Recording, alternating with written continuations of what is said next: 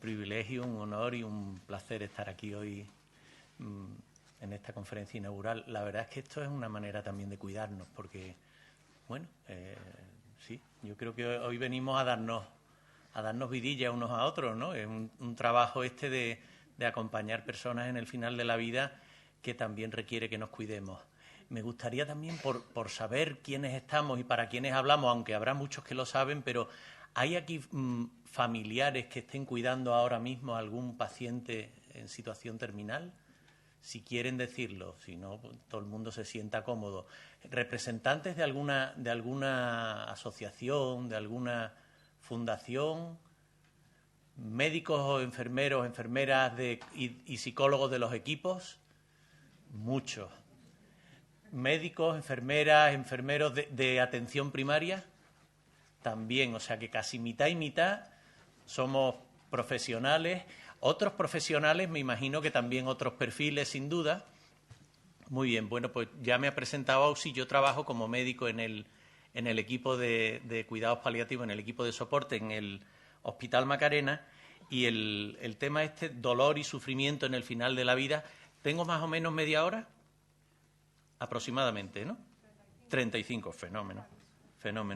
Bueno, pues el esquema sería, aparte de dar las gracias, que sin duda, gracias a las personas que ya ha mencionado Ausi, María y Reyes han estado llevándonos ahí al comité científico para organizar esto de una manera que, bueno, que intentáramos que tuviera presente el cuidarnos unos a otros, el enriquecernos con algo y el que fuera para todos los públicos, incluidos personas que no sean profesionales.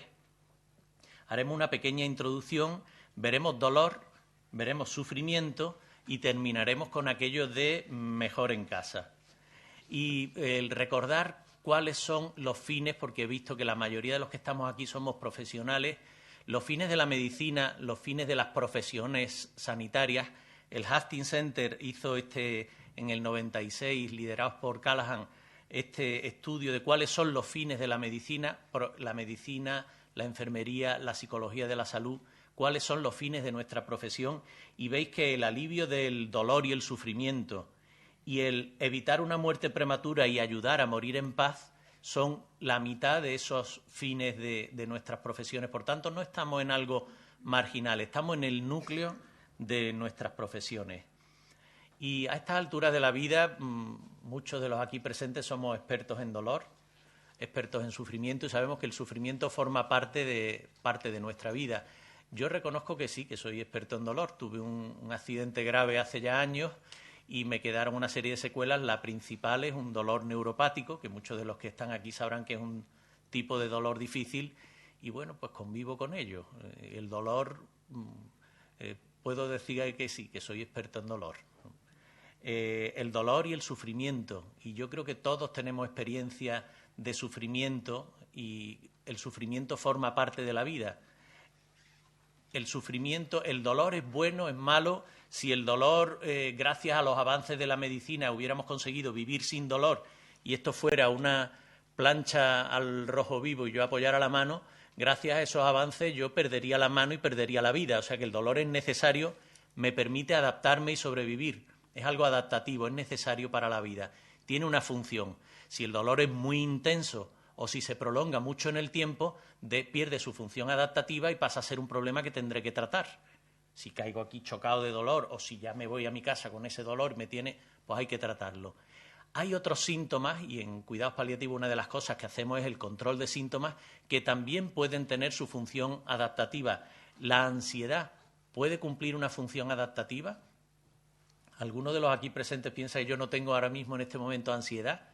Hombre, estoy hablando ante personas que entienden de esto, que han hecho un esfuerzo por venir.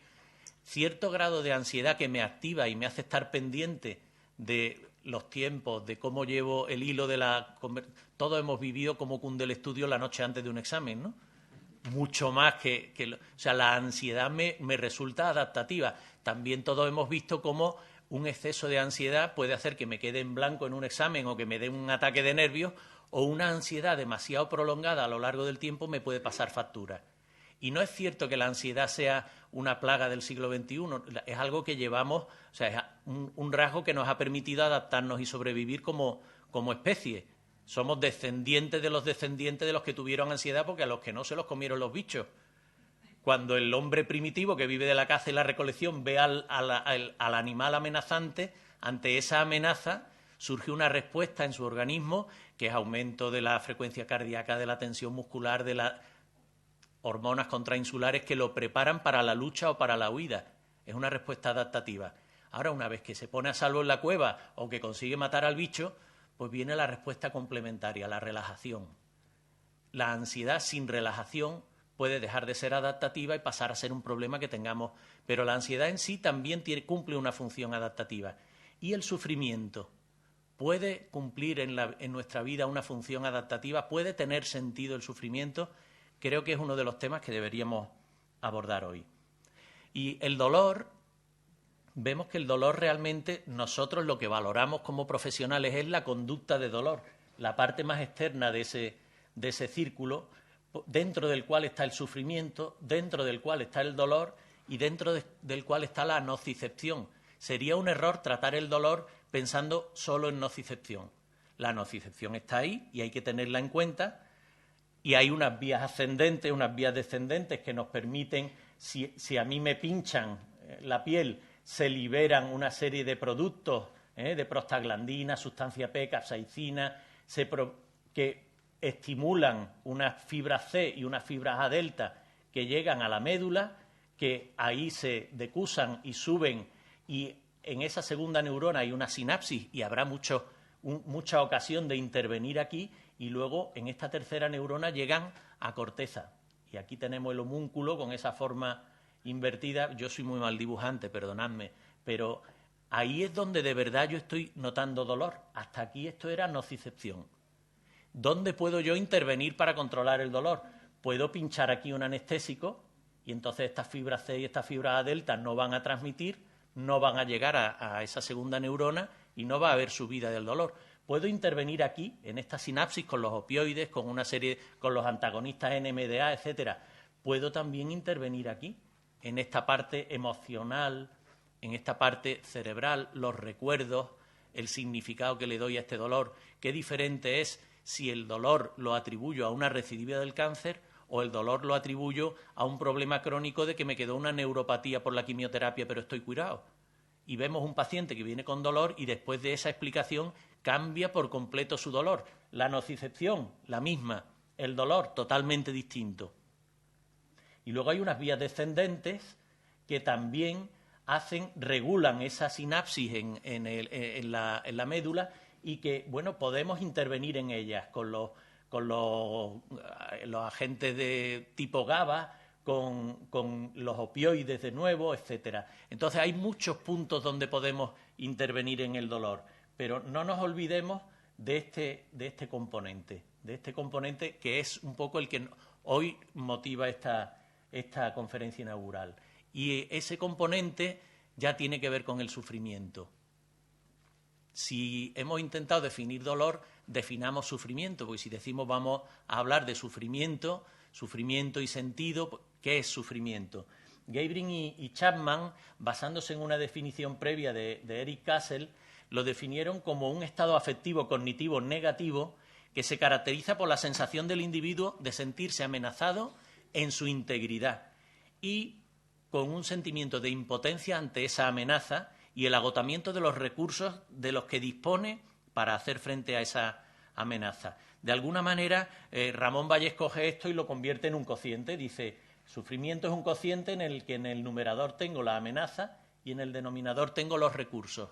Digo, si quiero aliviar sufrimiento, voy a hacer una buena valoración de cuáles son los elementos que están en ese numerador, esa amenaza, y voy a dirigirme a tratar esa amenaza, a controlar esa amenaza con un buen control de síntomas, cómo disminuye la percepción de amenaza a mi integridad.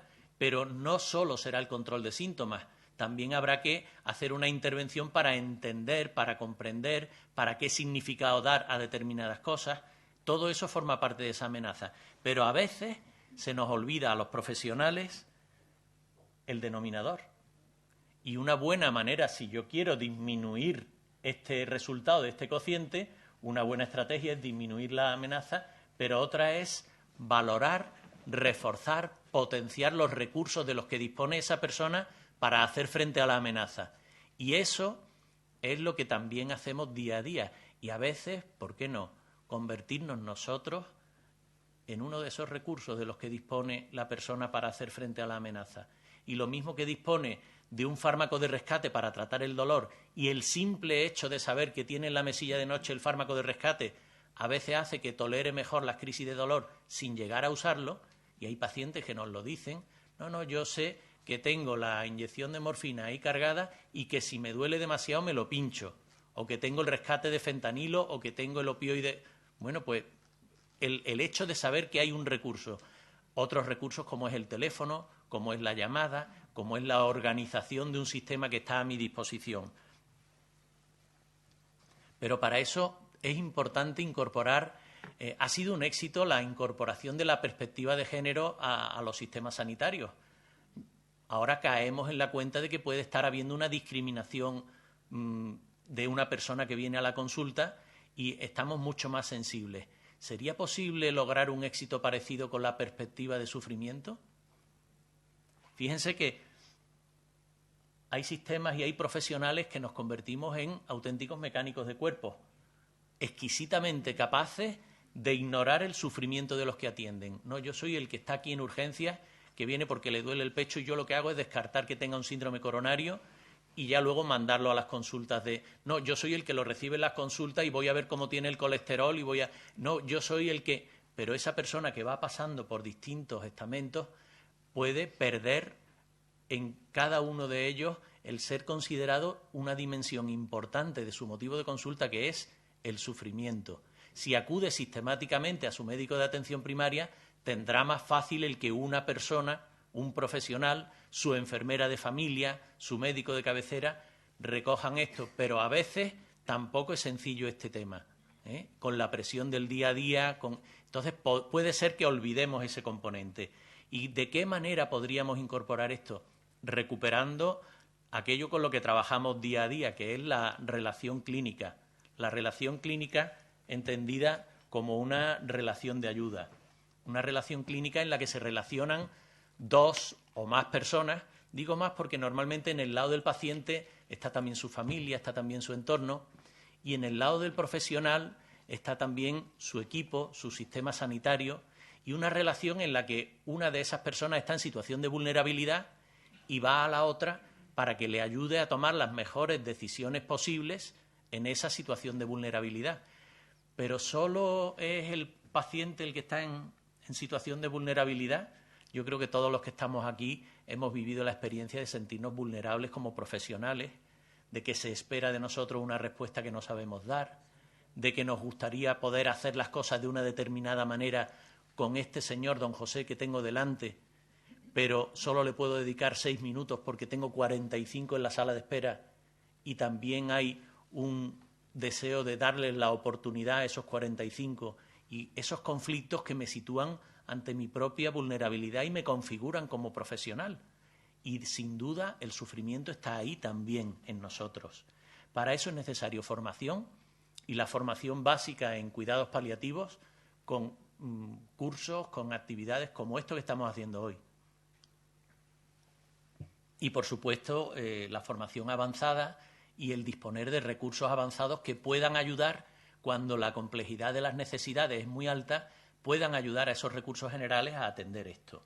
La organización de los cuidados paliativos, la organización de las unidades de dolor, la atención de los sociosanitarios, algo que es un auténtico tsunami que se nos viene encima, del que venimos hablando desde hace años, pero que todavía no hemos sabido resolver.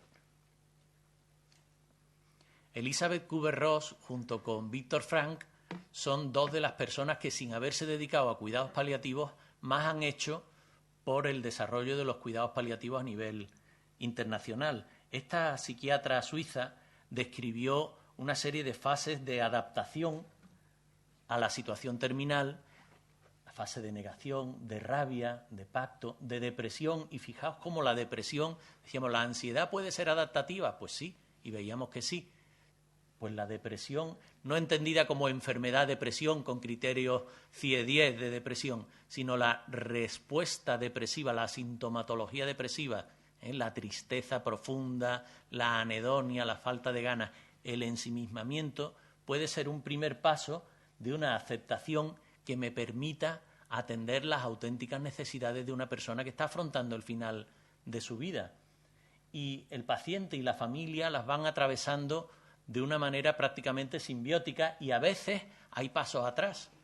¿Cómo es que este paciente que estaba ayer hablando en una situación de aceptación ahora de nuevo está en negación? Yo tengo el privilegio de trabajar con psicólogos del equipo de atención psicosocial de Caixa en nuestro equipo. Hay aquí además dos, están José y Lara. Y una cosa que me enseñan ellos es lo de nadie es capaz de mirar al sol durante mucho tiempo. Te quedas así. Pues sí, efectivamente, todos sabemos que nos vamos a morir, pero no vivimos pensando en que nos vamos a morir. De alguna manera, durante determinados momentos lo miramos, pero luego continuamos mirando a otras cosas y la negación puede ser adaptativa en determinados momentos. Y decía Kübler-Ross que la única cosa que persiste durante las distintas fases es la esperanza. Esperanza que se objetiva a veces en esperanzas muy concretas, como que todo sea un sueño, que se descubra una medicina nueva para esta enfermedad, que no muera en medio de dolores atroces. La esperanza puede ir siendo cada vez más realista o no, porque también podemos entender, claro, hemos dicho vamos a definir dolor, vamos a definir sufrimiento. ¿Cómo definiríamos esperanza? Porque si decimos es importante transmitir esperanza, ¿qué es esperanza? Hay quien la definiría como la expectativa de que ocurra algo bueno o mejor. Bien, pues es una expectativa, pero también puedo entender la esperanza como el deseo de que ocurra algo bueno o mejor. Yo no lo puedo remediar, soy bético y tengo la esperanza de que el Betis gane la Liga en España. Y eso es una expectativa totalmente realista, como podéis comprender. Sin embargo, tengo la esperanza de que gane el Mundial. Y eso es más bien un deseo, porque el Betis no es ni siquiera una selección española, aunque debería serlo. ¿Entendéis la diferencia entre la expectativa y el deseo? Pero ambos son una esperanza. Bueno, pues el transmitir esperanza es tarea de personas esperanzadas, de profesionales esperanzados, de voluntarios esperanzados, de familiares esperanzados. Y hoy venimos aquí, entre otras cosas, a alimentar la esperanza, a huir del mensaje negativo del día a día que a veces nos machaca.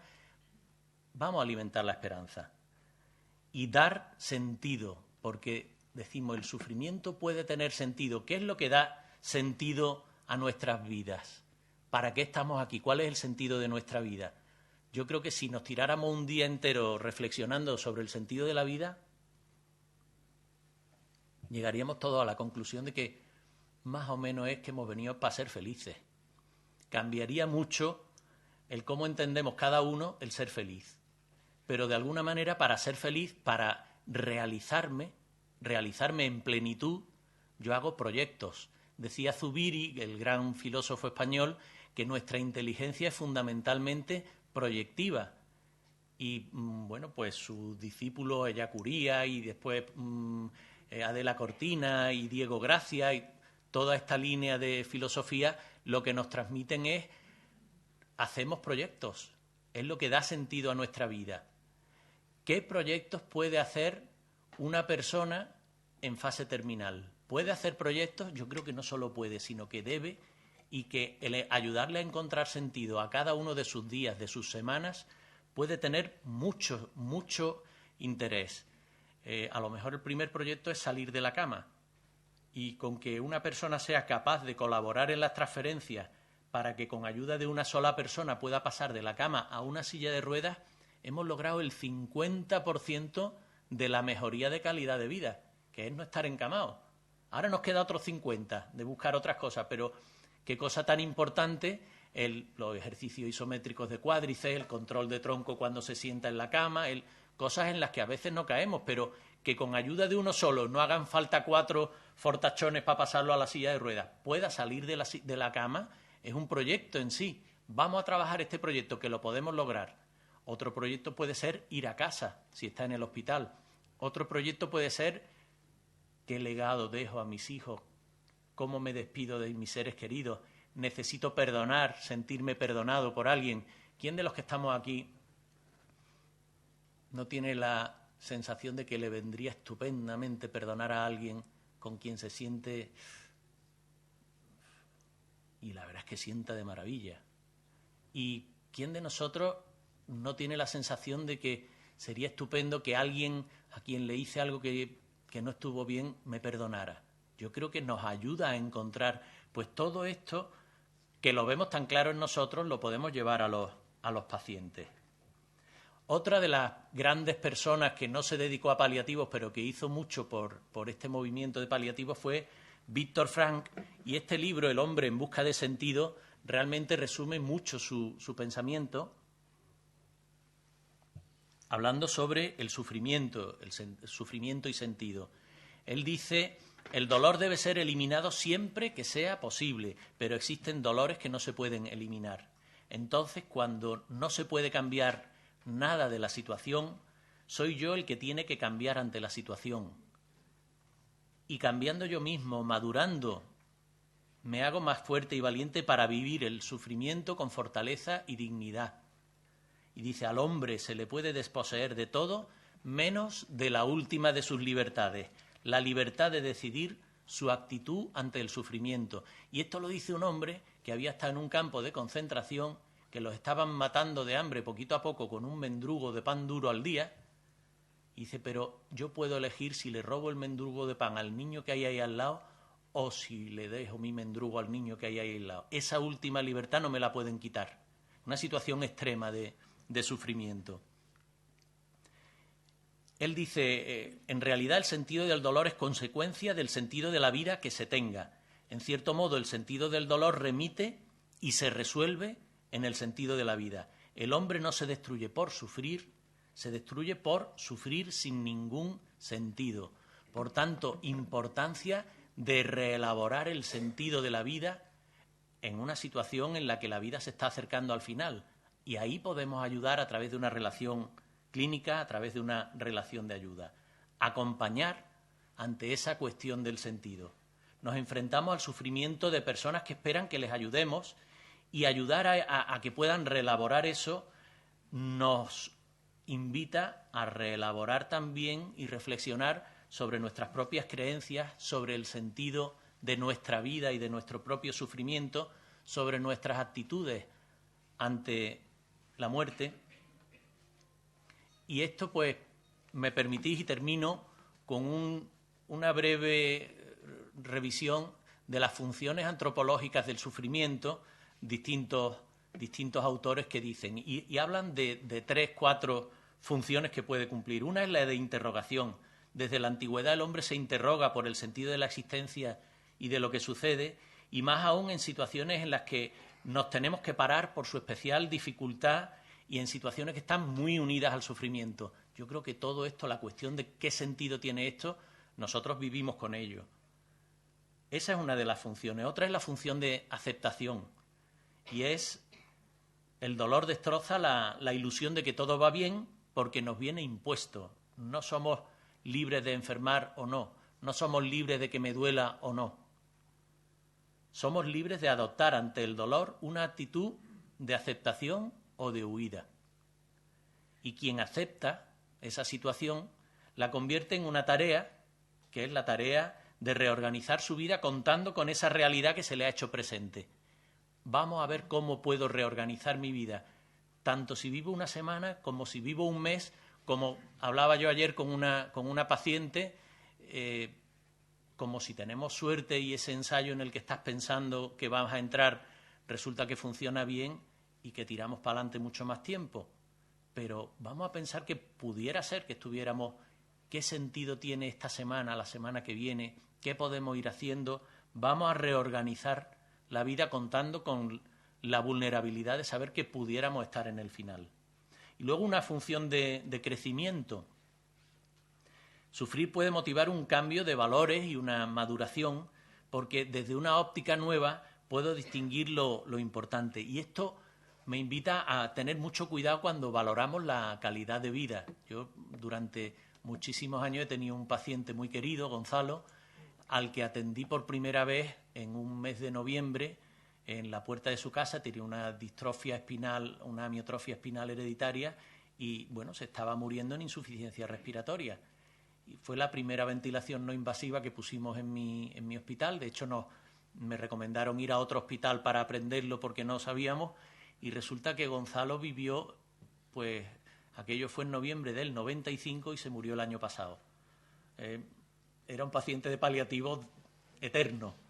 Claro, la calidad de vida, al juzgar la calidad de vida de una persona que vive tumbado, sin moverse, moviendo nada más que un dedo, cada vez que se ponía un poco peor y había que hablar con otros profesionales, pero con esa mala calidad de vida, ¿cómo pretendes?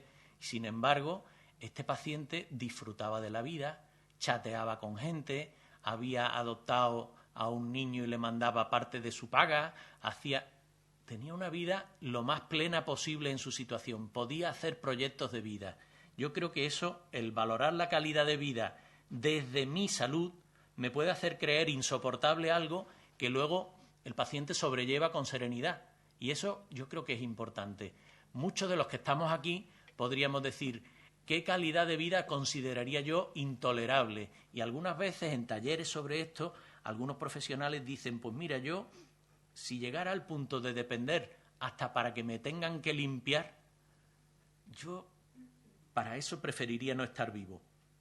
Sin embargo, ese mismo profesional, 30 años después, abuelo, jubilado, que van a visitarlo sus nietos y que de vez en cuando pues resulta que necesita que lo limpien, acepta estupendamente que lo limpien porque ha ido aprendiendo desde su cambio gradual en calidad de vida a aceptar esa calidad de vida. Por tanto, juzgar la calidad de vida de un enfermo desde mi posición de salud puede ser un sesgo nada conveniente.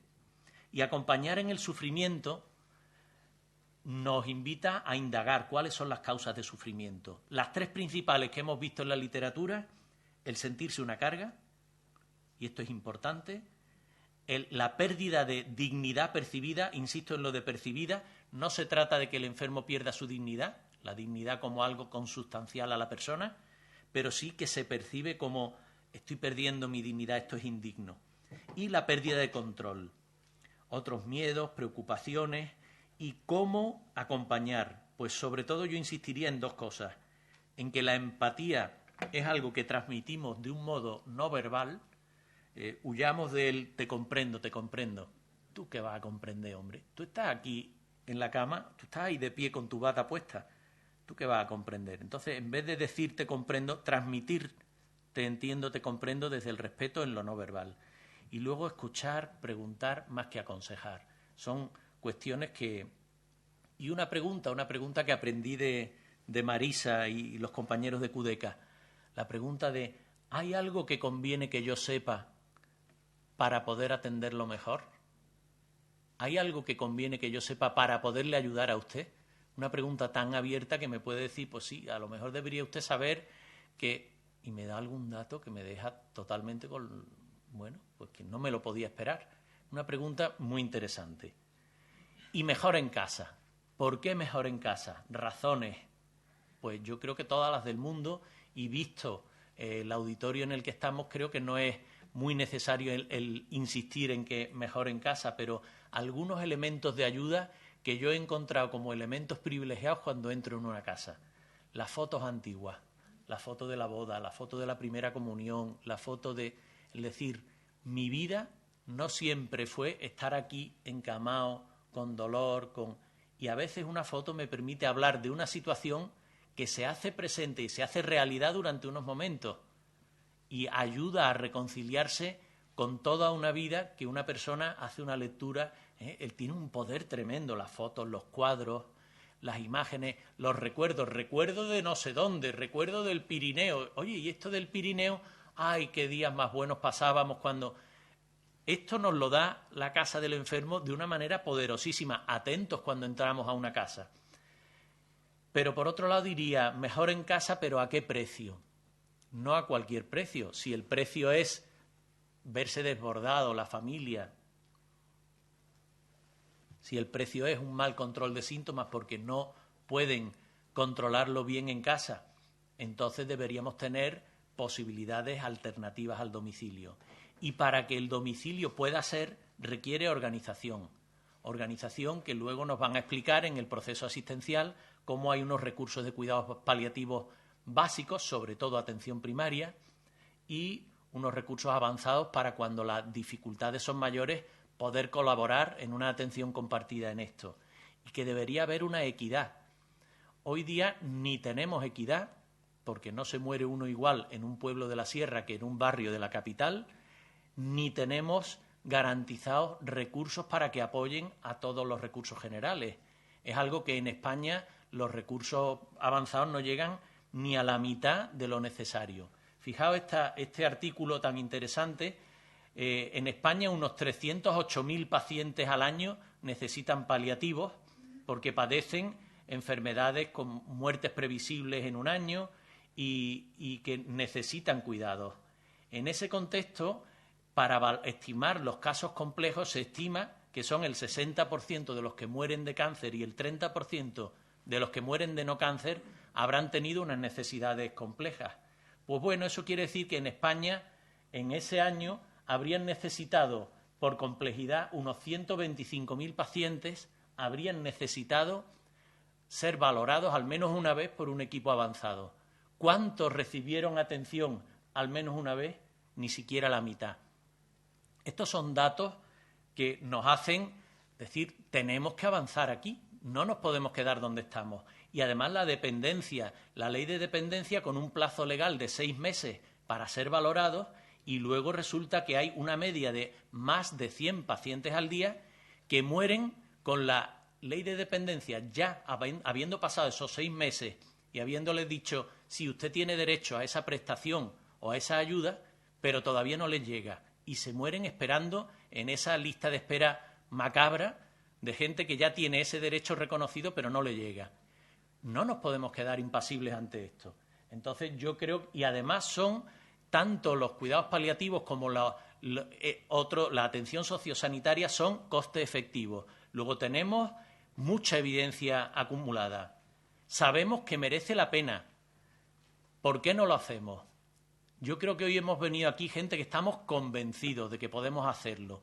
Pues no solo seguir haciéndolo y seguir enseñando a otros a hacerlo, sino también tirarle de la bata, tirarle de la chaqueta, tirarle de donde tengamos que tirar a las personas que tienen la posibilidad de tomar buenas decisiones para que esto se siga desarrollando. Es muy necesario desarrollar buenos programas, buenos planes de cuidados paliativos. Y hoy hemos venido aquí a conocer un proceso asistencial de cuidados paliativos que es una maravilla. No es porque haya tenido la suerte de participar en él, pero es una pasada, ya lo veréis. Vamos a intentar que esto se lleve a cabo y para que eso se lleve a cabo hay que dotarlo con recursos. Termino aquí y encantado de compartir esto con vosotros. Muchísimas gracias.